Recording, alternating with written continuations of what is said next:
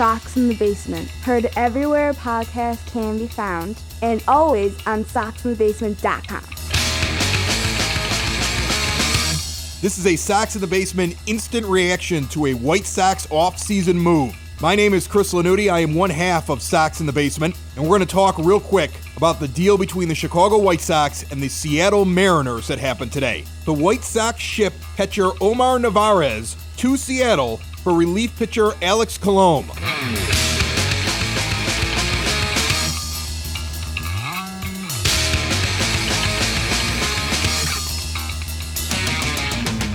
And this trade says a lot about what the White Sox are thinking right now. And I don't know if I like it.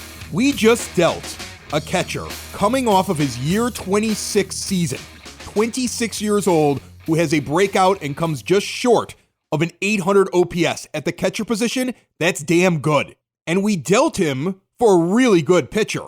I'm not saying anything bad about what we got in terms of the player and the quality. But you're getting a guy going to be entering his year 30 season in the bullpen with a great lifetime whip of about 1.22, and last year had a whip of 1.04. He's instantly the best relief pitcher in our pen. So you can't argue with the quality of the player that we got. My question is this who you wanted to get right now at this stage in your rebuild? You're giving up a guy going into his year 27 prime year after he just had a breakout season behind the plate. His defense can improve. His hitting is probably going to continue to improve. And you've given him to Seattle now, and they're going to use him, and they're going to be very happy with him. It's the kind of move you would make, I think, if, say, you were really close to contending. When you go grab that big bullpen arm and you trade from a surplus because you're like, hey, we've got a couple extra catchers that are about to come up. But are we really there yet? If this is the first of many, many moves this offseason, we might look back at this and say, great deal. But right now, what you're saying is, Zach Collins, Seby Zavala, they're competing in spring to go sit with Wellington Castillo behind the plate. You're also choosing Castillo because you paid him a lot of money and you still are on the hook for another year with him. And his averageness and his name recognition, which is something that always scares me about the White Sox, and you're giving up on a guy who is young, had a lot of potential, and now is gone. And you're not going to get to realize that potential on your team.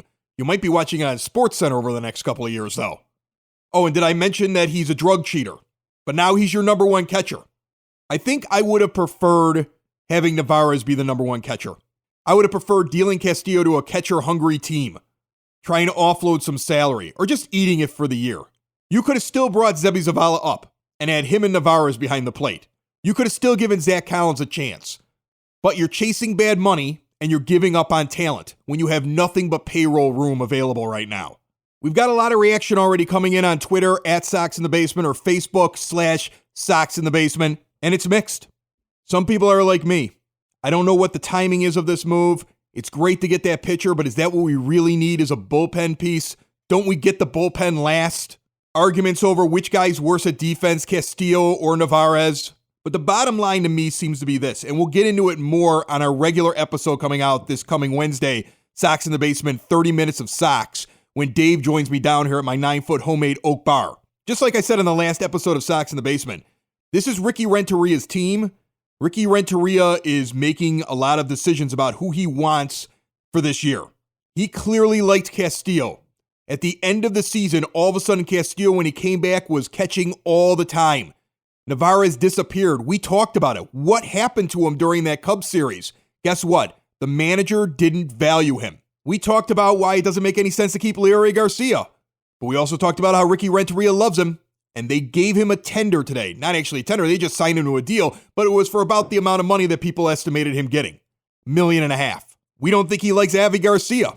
We might find out by tomorrow. Avi Garcia's not on the team because he's been non-tendered. For better or for worse, the GM and the manager are in lockstep right now. The GM is giving the manager what he wants and has faith in him and gave him an extension, and Renteria has the players he likes and the players that he's ready to move on from.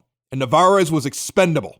I should have known something was up when I started seeing some of those mainstream news sources report things like Zach Collins was going to compete for a chance to be on the team in spring training. That didn't make sense with the logjam in front of him. But now it's him versus Zavala for a chance to be the backup catcher. And we have to sit back and wonder, is this the beginning of many moves where at the end we'll sit there and say, I'm glad we have a bullpen because we have a competing team? Or are we going to get to spring training and turn around and say, well, that's great that we've got a couple of guys in the bullpen, but the team isn't ready for those pitchers yet. I'm hoping for good at the end. I'm eternally hopeful. But I think we're really going to miss Omar Narvaez. Welcome to the White Sox, Alex Colome. We're watching you now. Remember, Sox in the Basement can be found everywhere podcasts can be found, and always at soxinthebasement.com. Subscribe, share it with your friends. Dave will be in here in just a few days for our next show on Wednesday. We'll break this down a little bit more. It won't be instant. Maybe my opinion will have changed in a few days after sitting back and looking at it. This is just my gut feeling right now looking at this move. And also want to announce for you, it is confirmed Jason Benetti joining the show. He will be on the program, not the show that's coming up next, but the one after that.